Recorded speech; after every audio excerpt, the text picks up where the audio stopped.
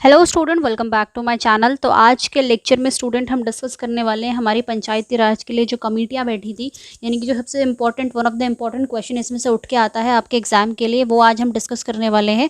इसमें हम सारी ही कमेटी के हम अगर ये बात करें उनके सजेशंस, उनके रिकमेंडेशंस, उनके ड्रॉबैक्स, उनके हिस्ट्री A to Z हम सब डिटेल में कवरअप करने वाले हैं। तो चलिए, जिसने पिछला लेक्चर नहीं देखा है वो डिस्क्रिप्शन से देख ले या फिर आई बटन से देख ले। तो अब लेक्चर स्टार्ट करते हैं।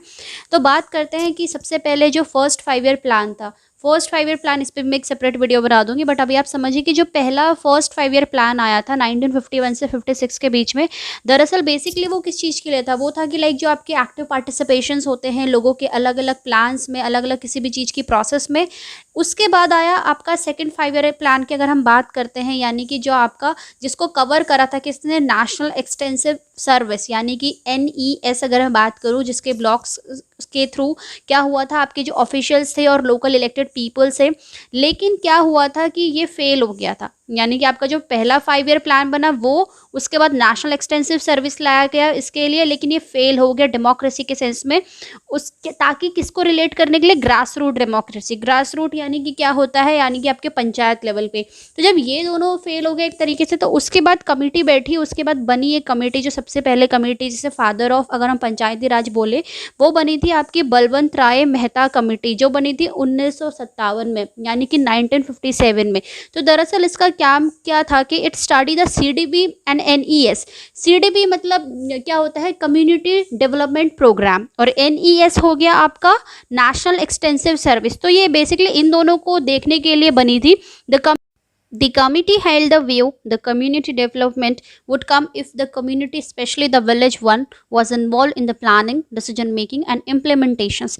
यानी कि जो इस कमेटी थी, नहीं तो जो बलवंत राय मेहता की कमेटी थी जो बनी थी, उन्होंने क्या देखा था, उन्होंने क्या पाया था कि अगर आपको काम करवाना है, स्पेशली अगर आपको डेवलपमेंट काम करवाना है कम्युनिटी के रिगार्डिंग, जो CDP का बेसिकली फंडा था, उसमें आप तभी एक तरीके से सक्सेस पा सकते हो जब स्पेशली उसमें कौन इन्वॉल्व हो? आपके विलेज वाले इन्वॉल्व हो, जिसमें आप उनकी प्लानिंग में इन्वॉल्व हो, वो लोग डिसीजन मेकिंग में इन्वॉल्व हो और उसको लागू करने भी। यानी कि भाई कोई स्कीम आ गई तो ऊपर वालों ने तो इम्प्लीमेंट करवा दी, लेकिन ग्राउंड लेवल पे काम हुआ है नहीं हुआ, उन लोगों के सजेशंस, उन लोगों के रिगार्डिंग।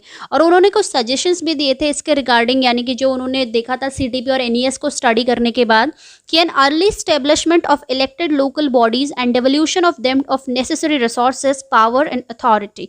यानी कि उन्होंने क्या देखा था कि भाई किस चीज़ की ज़रूरत है? बहुत ज़्यादा ज़रूरत है लोकल बॉडीज़ के लिए। लोकल बॉडीज़ यानी कि जो ग्राउंड लेवल पे थे, और उसमें किस चीज़ का ट्रांसफर हो? अलग अलग पावर्स का हो, अलग अलग अथॉरिटी, यानी कि उन लोगों के पास भी पावर हो, उन लोगों के पास अथॉरिटी हो, ज़रूरत के रिसोर्सेज हो।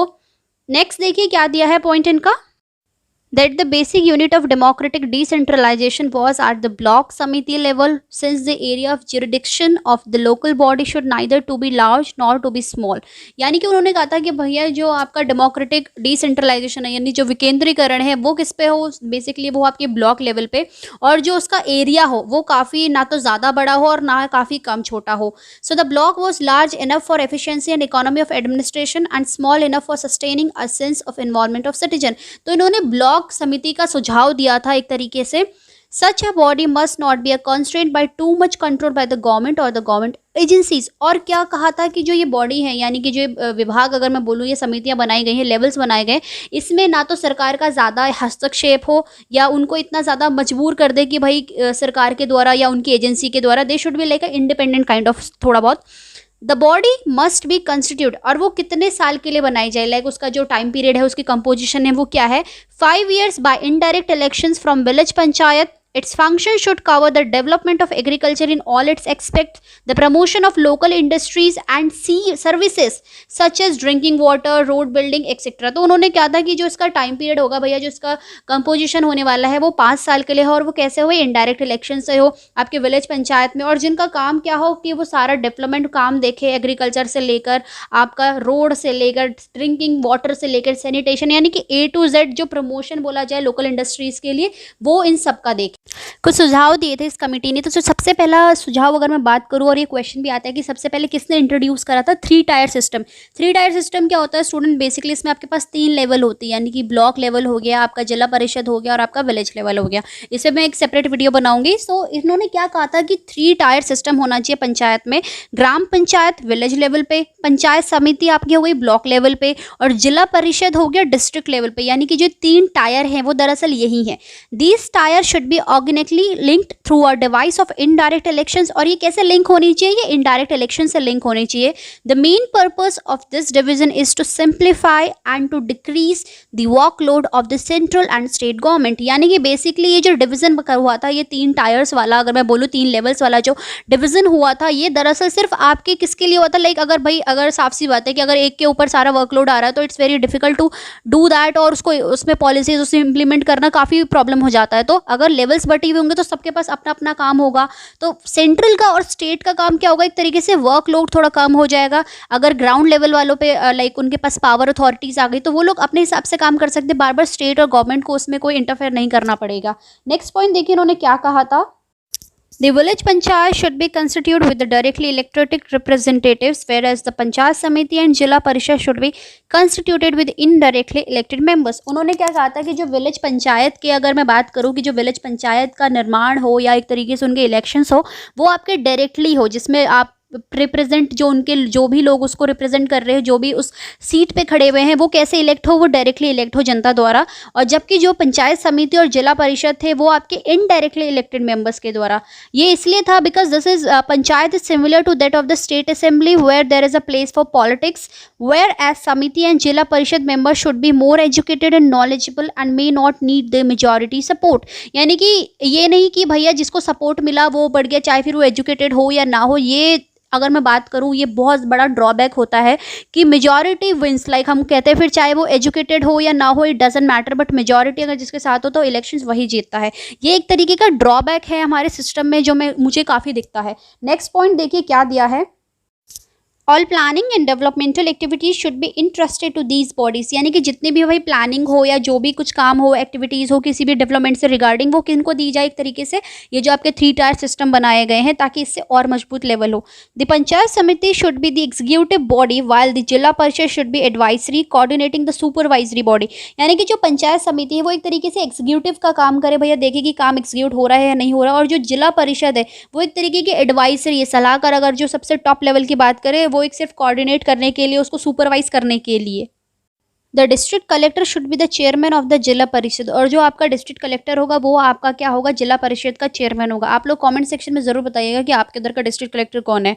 There should be a genuine transfer of power and responsibility to these democratic bodies. और इसमें मतलब पावर जो ट्रांसफर होती है, ये नहीं कि भैया एक डिपार्टमेंट को भर के काम दे दिया, दूसरे डिपार्टमेंट पर कोई काम ही नहीं है। तो जो पावर और रिस्पॉन्सिबिलिटीज, और ये भी नहीं कि एक ही को इतनी पावर है, दूसरा वाला तो उसके सामने कोई कुछ है ही नहीं, तो उनमें जेन्युइन हो एक तरीके से, बिल्कुल कोई बाइस इतना ना हो कि प्रॉब्लम हो रही है, भैया उसको ज़्यादा काम है, उसके पास कम है, उसके पास ज़्यादा पावर्स है, उसके पास नहीं है। एक जेन्युइन ट्रांसफर ऑफ पावर्स का, रिस्पॉन्सिबिलिटीज़ का। Sufficient resources should be transferred to these bodies to enable them to discharge their functions and fulfill their responsibilities। और सबसे इम्पॉर्टेंट भैया ये सबसे इम्पॉर्टेंट मुझे लगता है कि भाई काम तो आ जाता है लेकिन उनके पास रिसोर्सेज नहीं होते, जिस वजह से वो ना तो अपनी ड्यूटीज़ पूरी कर सकते हैं, ना उनके पास मटेरियल प्रोवाइड होता उस तरीके से। तो उनको सफिशिएंट रिसोर्स भी प्रोवाइड किया जाए, जिससे क्या है कि वो अपने जो भी उन्हें काम मिला है उसको वो अच्छे से, अपनी जिम्मेदारियों को अच्छे से निभा सके। A system should be evolved to effect further devolution of authority in future। और एक सिस्टम भी एक तरीके से इन्वॉल्व होना चाहिए उसमें, ताकि कोई ट्रांसफर हो किसी भी अथॉरिटी का फ्यूचर में। Irrespective of political parties, election has to be constituted for every years in a genuine way। यानी कि सबसे इंपॉर्टेंट है भैया जो इलेक्शन होते हैं 5 साल के लिए वो हो, उसकी मैं आपको आगे भी बताऊंगी 3 टायर सिस्टम पे कि उसकी कंपोजिशन कैसे होती है, इलेक्शंस क्या होते हैं। तो एक तरीके से पॉलिटिकल पार्टीज़ का जैसे होता है कि 5 ईयर्स इलेक्शंस होते हैं, वैसे ही वो ये यहाँ लेकिन जेन्युइन वे में हो। और वैसे तो हर जगह ही होते हैं इलेक्शन जेन्युइन वे में, बस कहीं कहीं हो जाता है, वो that is a different part. मैं उस पार्ट पे नहीं जा रही हूँ।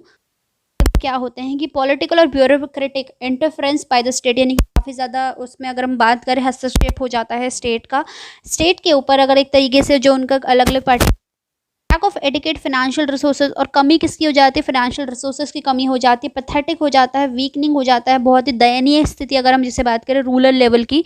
डोमिनेशन हो जाता है रूरल एलाइट का।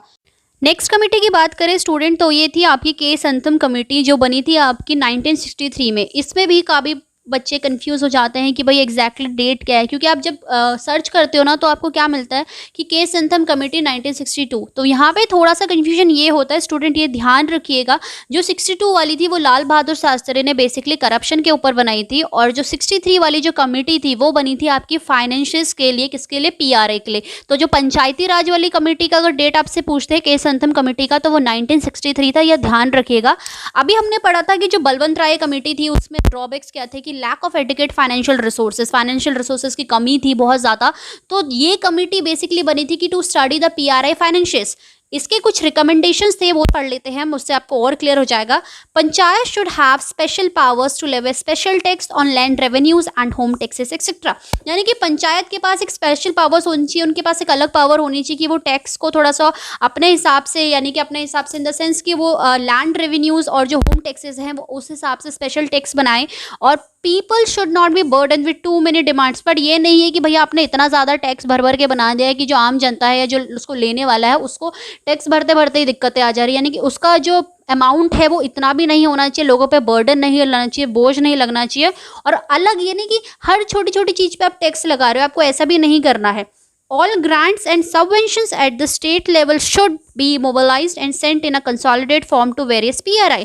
और जितनी भी हेल्प हो सकती है आपके स्टेट लेवल पे वो सारी मोबिलाइज होनी चाहिए किसी पर्टिकुलर फॉर्म में, जितने भी डिफरेंट PRIs को। अब पंचायत राज फाइनेंस कमीशन, ये सबसे अगर मैं इंपॉर्टेंट बात करूं कि ये क्वेश्चन आता भी है कि कौन से कमेटी ने ये कमीशन दिया था, यानी कि फाइनेंस कमीशन किसके लिए बोला गया था, किस कमेटी ने सेटअप करा था। तो उन्होंने क्या कहा था कि फाइनेंस कमीशन भी होना चाहिए जो बेसिकली क्या देखे, who set up to look all the financial resources of PRI at all levels. सारे लेवल्स पे पीआरआई के क्या देखे, फाइनेंशियल रिसोर्सेज देखे, उनको लोन प्रोवाइड करे and the financial assistant also to these grass root level government and also provide non financial requirements of villages. ये नहीं कि सिर्फ फाइनेंशियल रिक्वायरमेंट्स देखनी है, नॉन फाइनेंशियल रिक्वायरमेंट्स भी वो विलेजेस की देखे। तो ये इनके कुछ सजेशंस थे, कुछ रिकमेंडेशंस थे इस कमेटी को लेके कि उसका 1963 में जो कमेटी बनी थी उन्होंने इस पे और क्या एड ऑन करा था। नेक्स्ट हुआ था आपका स्पेशली जो 1977 में भारतीय जनता पार्टी थी, जिन्होंने क्या देखा था कि बहुत सारे वीकनेस देखे थे पंचायती राज में। तो उन्होंने 14 मेंबर की कमेटी बनाई थी अराउंड दिसंबर 1977 में, और उस कमेटी का नाम था अशोक मेहता कमेटी। अशोक मेहता कमेटी ने एक रिपोर्ट सबमिट करी थी जिसमें 11 चैप्टर्स थे और 300 पेजेस थे। तो देखिए इन्होंने क्या कहा था कि जो डिस्ट्रिक्ट होता है एक वेबल एडमिनिस्ट्रेटिव यूनिट होना चाहिए, किस चीज़ के लिए, प्लानिंग के लिए, कोऑर्डिनेशन के लिए, और जो भी उसको रिसोर्सेज एलोकेट होते हैं वो फिजिबल होना चाहिए, टेक्निकल एक्सपर्टीज अवेलेबल होना चाहिए। पीआरआई को इन्होंने, यानी कि पंचायती राज इंस्टीट्यूशन को, ये ध्यान में रखिए, इन्होंने क्या कर दिया था, इन्होंने उसे 2 टायर सिस्टम में कन्वर्ट करने के लिए कहा था। यानी कि जो 3 टायर बलवंत राय मेहता ने दिया था उसको 2 टायर में, जिसमें आपके पास मंडल पंचायत हो एट द बेस और जिला परिषद हो एट द टॉप। मंडल यानी कि जो डिस्ट्रिक्ट होता है डिसेंट्रलाइजेशन के लिए इन्होंने कहा था कि मंडल पंचायत होना चाहिए बेस लेवल पे और डिस्ट्रिक्ट होना चाहिए किसके, टॉप लेवल पे। पीआरआई जो होता है वो केपेबल होना चाहिए अपनी प्लानिंग के लिए, जो भी उनको रिसोर्सेज मिलते हैं। District planning should take care of the urban rural continuum, यानी कि उन्होंने कहा था कि जो डिस्ट्रिक्ट होता है उसको एक तरीके से जिसकी प्लानिंग है उनको देखना है, अर्बन का भी और रूरल का भी। रिप्रेजेंटेशन ऑफ एसटी और ST in the elections of PRI on the basis of their population, यानी कि उनकी पॉपुलेशन के हिसाब से ही उनको रिप्रेजेंट करने को लाइक जो सीटें मिलती हैं। और इन्होंने क्या कहा था कि जो पीआरआई का टर्म होता है, यानी कि जो अभी तक हमने पहले पढ़ा था कि 5 साल का होता है, कि 5 साल में इलेक्शन होते हैं, इन्होंने उसको 4 साल का दिया था। Participation of political parties in election, इन्होंने कहा था कि थोड़ा उसका पार्टिसिपेशन भी हो पॉलिटिकल पार्टीज का इलेक्शन में। Any financial devolution should be committed to accepting that much of the development functions at the district level would be played by the panchayat. और इन्होंने क्या कहा था कि कोई भी जो पंचायत लेवल पे अगर हम जो फाइनेंशियल ट्रांसफर होता है कोई भी, तो उसको क्या है कि उसके जो फंक्शंस है अलग अलग वो डिस्ट्रिक्ट भी देखे जो पंचायत के द्वारा हो। नेक्स्ट इन्होंने क्या कहा था कि बेसिकली जो क्या होता है कि जो पंचायती राज, साफ सी बात है, it should not be views as a god that has failed, यानी कि जो भगवान है जो फेल हो गए, इसके पास भी इसकी अपनी बहुत ज़्यादा अचीवमेंट्स थी। अगर हम क्रेडिट देने की बात आए, जो हमें अलग 3 लेवल्स की अगर मैं देती हूँ, तो पॉलिटिकल की बात करें, एडमिनिस्ट्रेटिव की बात करें, सोशो कल्चर की बात करें, तो पहले पॉलिटिकली देख लेते हैं। It became a process of democratic seed drilling in the Indian soil, making an average citizen more conscious of his rights than before. यानी कि अगर हम पॉलिटिकली देखें, राजनीति देखें, तो इसने एक आम जनता, अगर मैं बात करूँ, उसको जैसे होता है ना सीड, ज़मीन में सीड डालते हैं अच्छी सॉइल के लिए, अच्छे से ड्रिलिंग होती है, एक सीड ड्रिलिंग होती है, सॉइल सॉइल्स में। तो इसने किसकी तरह काम किया था, इसने सीड ड्रिलिंग की तरह काम करा था इंडियन सॉइल में, और एक एवरी सिटीजन को भी मतलब जागरूक बनाते कि भैया तुम्हारे राइट्स क्या होते हैं, तुम्हें पता होने चाहिए। एडमिनिस्ट्रेटिव की बात करें तो इसने क्या करा था, it bridges the gulf between bureaucratic elite and the people, मतलब एक ब्रिज बनाती है भैया, अगर आपको इस पार से उस पार जाना है नदी में तो ब्रिज की इंपॉर्टेंस भी बहुत जरूरी होती है। नदी का बहाव अगर बहुत तेज है तो वो नदी का बहाव, ये समझ लो कि बाकी सारी स्कीम्स वगैरह, political problems, everything A to Z था, और इधर से उधर कौन था, एक तरफ थे आपके ब्यूरोक्रेटिक एलाइट और दूसरी तरफ थे जनता। सोशो कल्चर की बात करें तो एक उन्होंने अलग ही सी लीडरशिप बनाई थी जो which was not merely relatively young in age but also modernistic and pre social change in outlook, मतलब जो सिर्फ अगर मैं बात करूँ वो मॉडर्निस्टिक ही नहीं थी, साथ साथ में क्या थी, प्री सोशल चेंज भी लाया था, अगर हम आउटलुक की बात करते हैं। नेक्स्ट हमारी बात होने वाली है, अगर हम नेक्स्ट कमेटी की बात करते हैं, सो बेसिकली इनके रिकमेंडेशन यही थी कि जो 3 टायर सिस्टम है हमारा पंचायती राज का, वो 2 टायर सिस्टम में कन्वर्ट हो जाए, जिला परिषद डिस्ट्रिक्ट लेवल पे हो, मंडल पंचायत आपका बेसिकली उसके नीचे हो, और उसमें कितने हो, उसमें विलेजेस बेसिकली जो कितनी पॉपुलेशन कवर करे आपके 15,000 से 20,000 तक के लिए।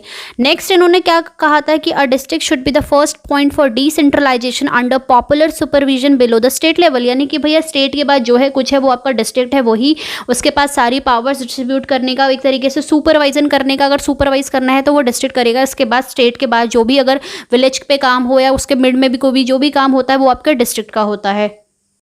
जिला परिषद एग्जीक्यूटिव बॉडी होनी चाहिए डिस्ट्रिक्ट लेवल पे जो भी होता है। There should be an official participation, political parties का एक स्पेशली पार्टिसिपेशन का इफेक्ट होना चाहिए सारे पंचायत के इलेक्शंस पे। The Panchayat Raj institution should have compulsory power to taxation to mobilize their own financial resources. इनके पास अपने compulsory powers होनी चाहिए अपने जितने भी resources हैं उनको mobilize करने के लिए। There should be a regular social audit by a district level agency and by a committee of legislator to check whether the funds allotted for the vulnerable social and economic groups are actually spent on them. यानी कि एक social audit होना चाहिए। social audit भी एक important term है, इसके लिए मैं एक separate वीडियो बनाऊंगी, और मैंने लास्ट वीडियो में भी आपको डिस्कस करा था कि social audit दरअसल क्या होता है। So basically इसमें क्या होता है कि उनको एक सोशल ऑडिट करना चाहिए जिससे अलग अलग लेवल पे, यानी कि पता चले भैया एक तरीके से कि पैसा जो लग रहा है वो ग्राउंड लेवल पे लगा भी है या बीच में ही गायब हो गया। तो जो पॉलिसीज पे पैसा आया है, जो इकोनॉमिक्स ग्रुप्स हैं आपके वर्नेबल हैं, उनमें पैसा एक्चुअल में स्पेंड हुआ भी है या नहीं हुआ है, उसके लिए एक सोशल ऑडिट होना चाहिए हर पर्टिकुलर कुछ टाइम में। The state government should not be supersede the panchayati raj institutions, मतलब स्टेट गवर्नमेंट को एक तरीके से वो भी नहीं देखना चाहिए। In case of an imperative supersession election should be held within 6 months from the date of supersession, यानी कि भैया जैसे अगर कोई पंचायत का विलय अगर हम बोले कि उसका डिसइंटीग्रेट होता है, उसका गठन हो जाता है, यानी कि गठन इन द सेंस कि वो ब्रेक हो जाती है, यहाँ पे मिलने वाला गठन है, विलय की अगर मैं बात करूँ एक तरीके से, यानी कि वो ब्रेक हो जाती है उसका, तो उसमें क्या है कि विद इन 6 महीने के अंदर आपको री इलेक्शन कराने पड़ेंगे। The Nyay Panchayat should be kept as separate bodies from the development of the state in consultation with the Chief Election Commissioner should organize and conduct the PRI elections. यानी कि अगर हम बात करें जो न्याय पंचायत होती है वो एक अलग सी बॉडी, अलग सेपरेट बॉडी होनी चाहिए बेसिकली, जो आपके चीफ इलेक्शन कमीशन के जो ऑर्गेनाइज करता है आपके पंचायत राज इलेक्शंस को। नेक्स्ट था आपका development function should be transfer to the Zila Parishad, यानी कि भैया जो भी डेवलपमेंट के फंक्शंस के रिगार्डिंग जो भी काम है एक तरीके से वो किसको ट्रांसफर होना चाहिए, वो आपके जिला परिषद को होना चाहिए। And all development staff should work under its control and supervision, यानी कि और जो भी बाकी सारा स्टाफ होता है उसके रिगार्डिंग उसके अंडर जो आता है वो उसके कंट्रोल में होता है और उसके सुपरविजन में होता है। The voluntary agency should play an important role in mobilizing the support of the people of the पंचायती राज, यानी कि जो एक्स्ट्रा एजेंसीज होती है वॉलंट्री होती है वो इनको इंपॉर्टेंट रोल प्ले करती है कि स्पेशली मोबिलाइज करने के लिए किसी चीज़ को सपोर्ट के लिए जो लोगों का पंचायत के लिए होता है एक तरीके से।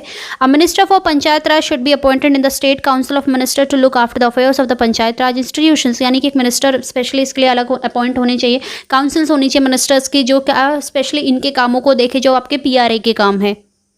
सीट्स होनी चाहिए सेपरेट पॉपुलेशन के हिसाब से SC और ST की जो रिजर्व्ड होती हैं उसके पंचायती राज के लिए। A constitutional recognition should be accorded to the PRI, this would give them the requisite status and an assurance of continuous functioning, यानी कि एक अलग से भाई उनकी एक अलग से पहचान होनी चाहिए।